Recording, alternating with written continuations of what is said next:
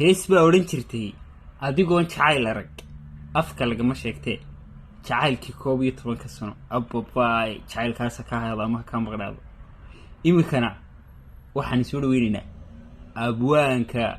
abwaanada 3A iyo R muxuu ka yidhi qisadan jacaylka maanso ayuu nugula wadaagay dareenka uu ka yidhi dhageysi habboon. bismillaahi raxmaani raxiim. maansadan waxaan ugu talagalay hambalyada lamaanaha qarniga. magaceedu waa sooyaal oo waxay ka turjumaysaa dhacdo soo taalay waqti badan soo jirtay.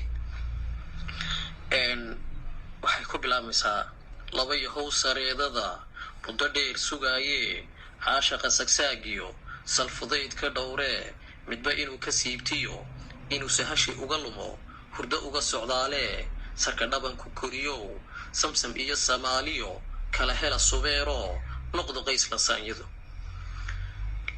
laba yahow sanaawaad sinta caashaq saaree sakatiga ka dhowree marka uu sarsuur galo intay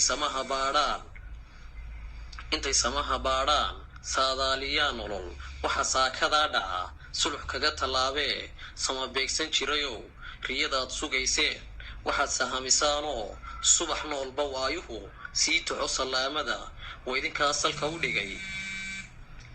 salka u dhigay caashaqaa sideenoo qoyskaa samayseen rabbi sama ku taageer. laba yahow sareedada rabbi uu ku saaciday jacaylkiina sooyaal samir baa ku keenteen sasabaa ku koriseen inuu sayflaboodiyo sibir nabar ku gaadho seeduhu go-aanoo xiisuhu saboolo caashaqu sagsaago samirkii burburo oo safaadalo ujeedkii walle waad ka soonteen wax kastoo sun dhali kara.